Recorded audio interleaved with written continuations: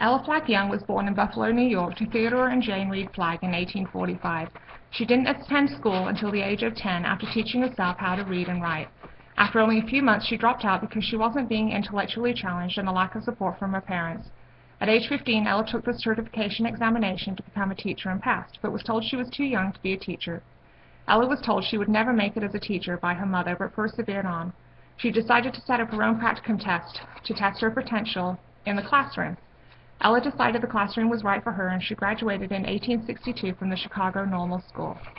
In 1895, Young began studying part-time under John Dewey at the University of Chicago, and on her resignation as assistant superintendent in 1899, she was appointed associate professor of pedagogy at the University of Chicago. Not sure, obviously, how to say that word.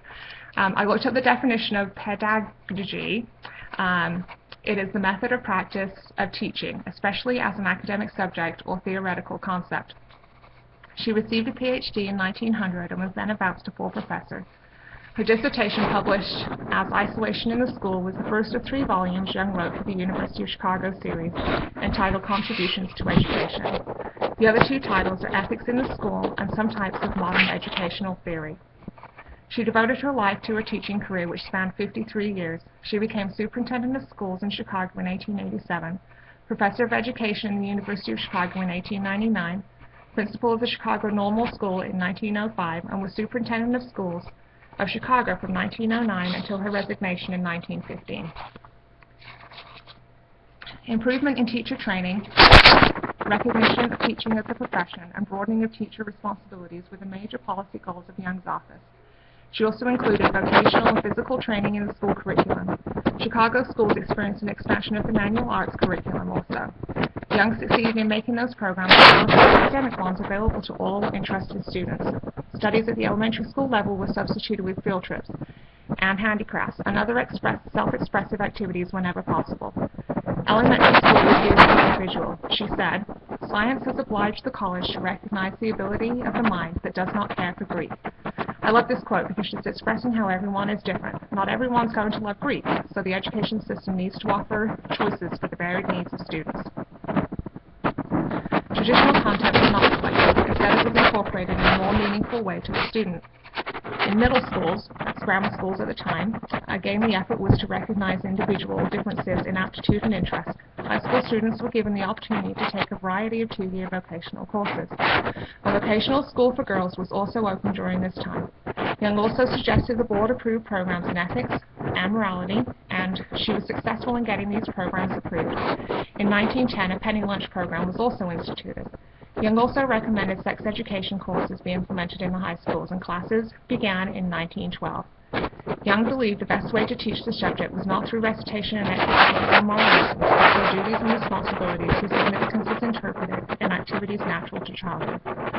She served on the Board of Education for the state of Illinois from 1888 to 1913. She was the first woman in America to head a large city school system.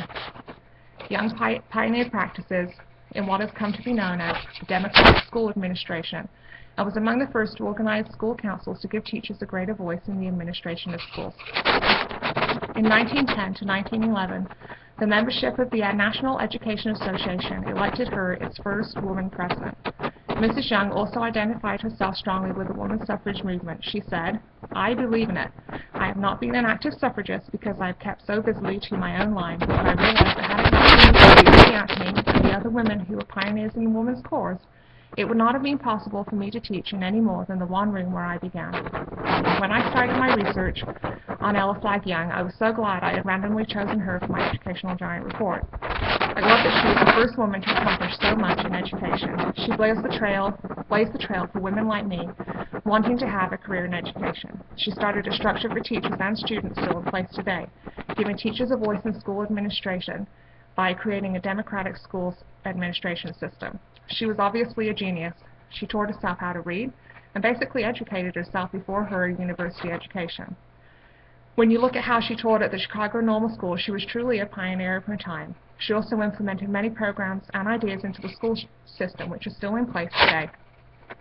Some examples are the vocational courses offered at high schools, manual arts programs, supplemental teaching experiences such as field trips in elementary school, sex education, and free lunch programs are just a few examples.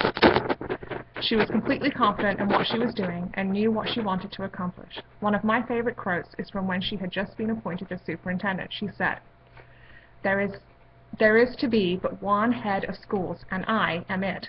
Whenever I find that I cannot have complete charge of the educational end of the school system, I will quit. I cannot carry out my ideas unless I am given control of affairs. This quote shows how seriously she believed in what she was doing and her full confidence in what she wanted to achieve. Ella Flagg Young is a great example to me of a woman who knew what she wanted. She knew a career in education was for her and knew she could make a difference. She obviously was highly intelligent, but she was also fearless. She was not afraid to stand up for what she knew was right. She accomplished great things in her career as an educator and an educational administrator.